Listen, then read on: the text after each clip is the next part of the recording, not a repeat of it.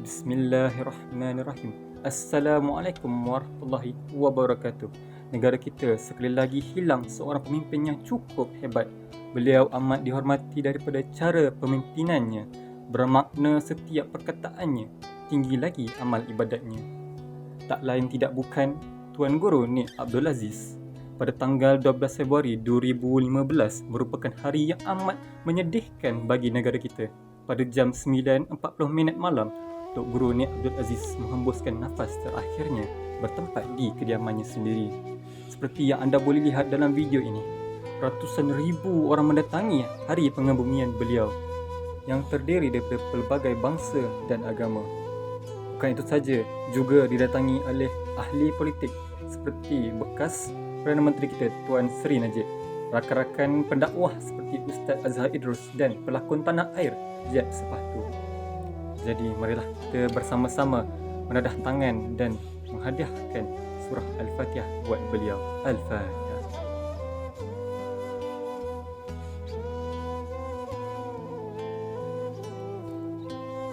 Assalamualaikum dan selamat sejahtera kepada semua. Kami daripada kumpulan 6 akan membentangkan tentang seorang tokoh di Malaysia iaitu Tuan Guru Nik Aziz. Tuan Guru Nik Aziz atau nama penuh beliau Tuan Guru Tan Sri Datuk Bentara Setia Haji Nik Abdul Aziz bin Nikmat merupakan seorang ahli politik di Malaysia. Beliau berbangsa Melayu dan beragama Islam.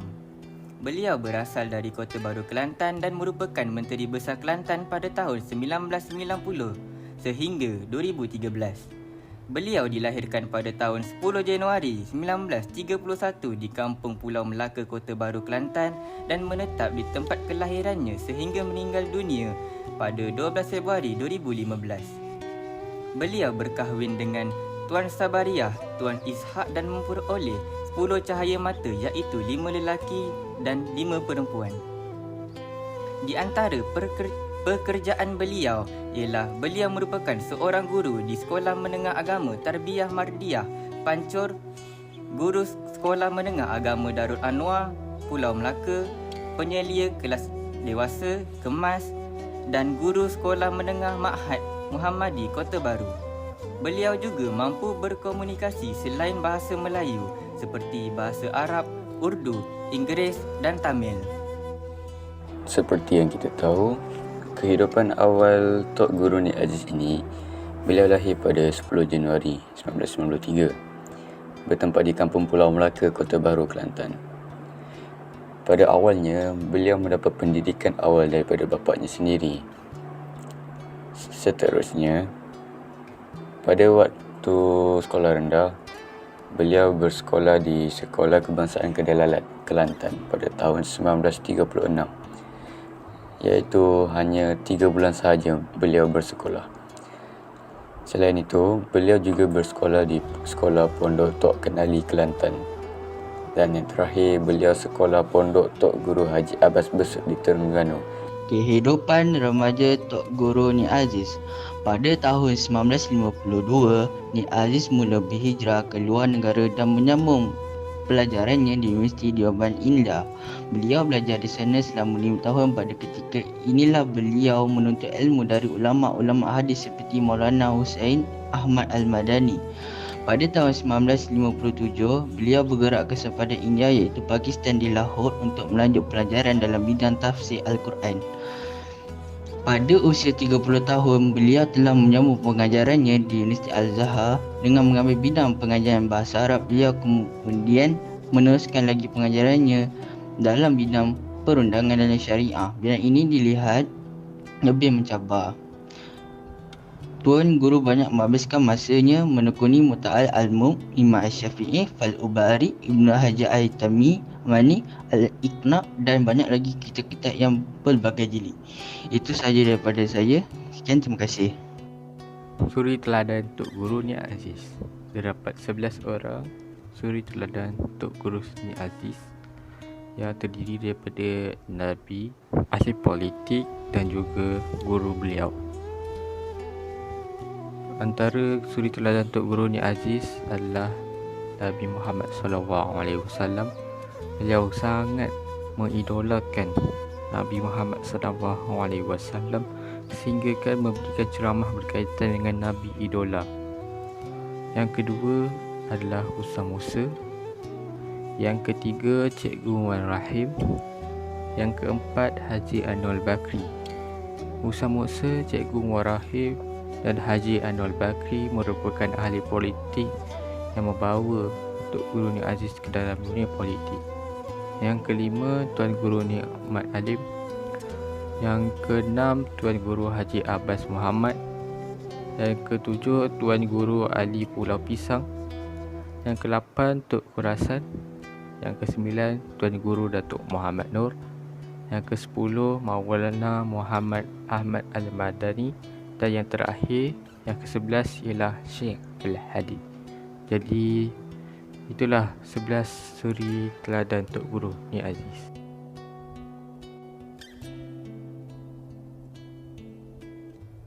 Garis masa penting atau peristiwa Tuan Guru Nik Abdul Aziz. Tahun 1967, pilihan raya kecil Parlimen sebagai calon PAS. Ini merupakan titik mula penglibatan secara langsung Tuan Guru dalam kegiatan politik. Tahun 1969 hingga 1974, beliau berjaya mengekalkan kerusi Parlimen Kelantan Hilir tersebut. Tahun 1978, beliau dilantik menjadi Pesuruhjaya PAS Negeri Kelantan dan memegang jawatan sebagai Ketua Dewan Ulama PAS Pusat. Tahun 1982, pada tahun tersebut beliau terus mengekalkan kerusi Parlimen Pengkalan Cepa bagi penggal yang keempat. Seterusnya, tahun 1986, Tuan Guru bertanding di Parlimen Bacok dan tewas kepada calon BN. Namun begitu, beliau berjaya memenangi kerusi Dewan Undangan Negeri bagi kawasan Semut Api. Tahun 1990 hinggalah 2013, Tuan Guru berjaya mengekalkan kerusi Dewan Undangan Negeri. Seterusnya telah dilantik menjadi Menteri Besar Kelantan. Selain itu, tahun 1991 ataupun 1992, beliau menganjurkan aktiviti keagamaan tanpa mengetepikan agama lain seperti program pengajian Al-Quran dan pengajian-pengajian agama lain.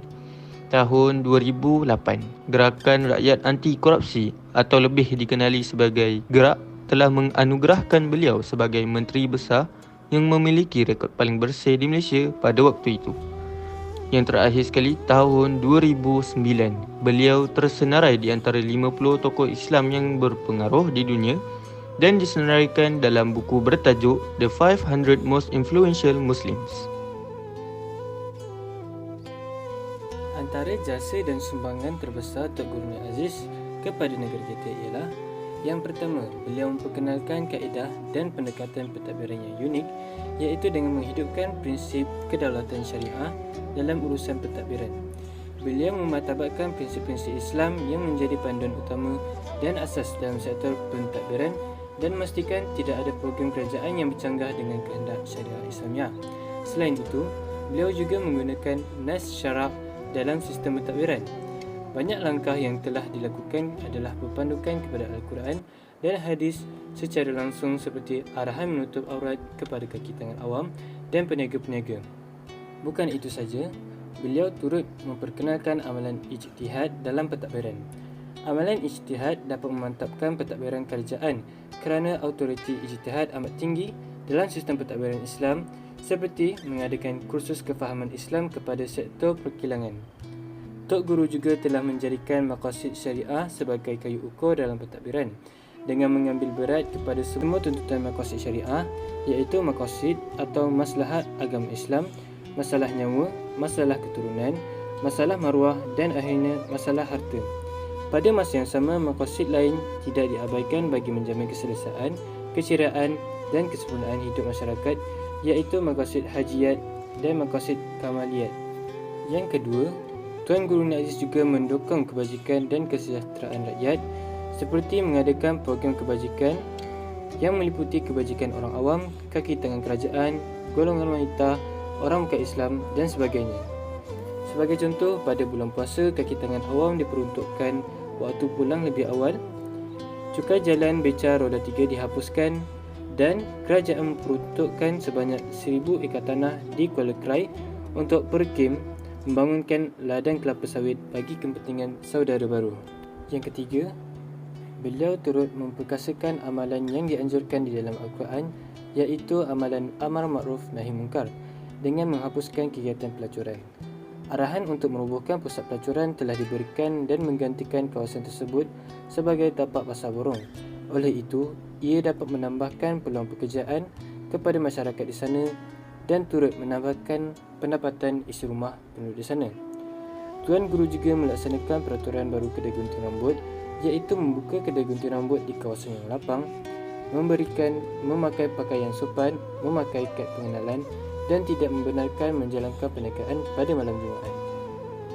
Beliau turut membatalkan lesen pusat hiburan dan permainan video games, snooker dan karaoke kerana menjadi pusat kegiatan maksiat dalam kalangan pelajar maupun orang dewasa. Tuan Guru juga menghentikan kegiatan kelab malam, menghapuskan amalan tender runding dalam urusan tender kawasan balak, menyusun semula penjualan arak, mengharamkan judi toto, 4 nombor ekor dan banyak lagi. Yang keempat, Tuan Guru Nik Aziz mengamalkan kesederhanaan dalam pentadbiran. Tuan Guru Nik Aziz telah menyelaraskan aktiviti kebudayaan dan kesenian mengikut prinsip-prinsip Islam. Dengan meluluskan Dasar Kebudayaan Negeri 1958 berteraskan prinsip Islam, meluluskan Garis Panduan Kawalan Hiburan 2003 di negeri Kelantan seperti menghapuskan mana-mana kesenian yang bersifat pemujaan seperti menorah dan lain-lain. Beliau turut memperincikan prinsip keislaman di dalam enakmen kawalan hiburan dan tempat-tempat hiburan 1998. Tuan Guru Nik Aziz juga menyelaraskan ekonomi dan kewangan dengan prinsip-prinsip Islam seperti mengasingkan akaun kerajaan negeri di antara halal dan haram seperti sumber pendapatan yang diperoleh daripada lesen arak, anjing, perniagaan babi yang dijalankan oleh orang-orang bukan Islam, memindahkan simpanan tetap kerajaan negeri dari bank yang mengamalkan sifat konvensional, Bank Bumi Putra Malaysia Berhad yang mengandungi unsur riba kepada Bank Islam Malaysia Berhad. Ia juga telah melaksanakan sistem gawaian Islam Ar-Rahnu mulai tahun 1992. Yang kelima pula ialah memperkasakan sistem perundangan Islam. Kerajaan negeri mengambil tanggungjawab menyediakan sistem perundangan Islam yang diberi nama-nama enakmen Kanun Jenayah Syariah 2 1993. Undang-undang tersebut telah diluluskan oleh Dewan Undangan Negeri Kelantan yang merupakan manifesti kepada hasrat kerajaan untuk melaksanakan undang-undang Islam atau hukum hudud. Terakhir sekali, yang keenam, memperkenalkan aliran tahfiz dan sains tahfiz dalam pendidikan Islam. Pengajian aliran tahfiz Quran dan Qiraat telah mula beroperasi pada sesi pertama 1991-1992 di Pulau Condong Macang yang bermakna selamat untuk melahirkan ulama dan para hufaz yang mampu memahami isi kandungan Al-Quran dan menjadi tempat rujuk masyarakat, memelihara kesucian Al-Quran dan keaslian bacaan dari sebarang penyelewengan, mempunyai ilmu pengetahuan, beriman, beramal soleh, bertakwa dan berakhlak mulia. Tuan Guru Nik Abdul Aziz mempunyai ciri kepimpinan yang dapat dicontohi. Ciri yang pertama ialah beliau mempunyai falsafah kepimpinan yang dapat mencorak identiti beliau dengan sempurna. Yang kedua, beliau menjadi sumber dan rujukan kepimpinan kepada seluruh pemimpin-pemimpin yang ada di Malaysia. Seterusnya, beliau menjadi contoh peranan dan tanggungjawab kepimpinan. Yang keempat, Tok Guru Nik Aziz mempunyai sifat atau kriteria dan kepribadian kepimpinan. Akhir sekali, beliau menjadi contoh dalam prinsip pengurusan kepimpinan dan organisasi.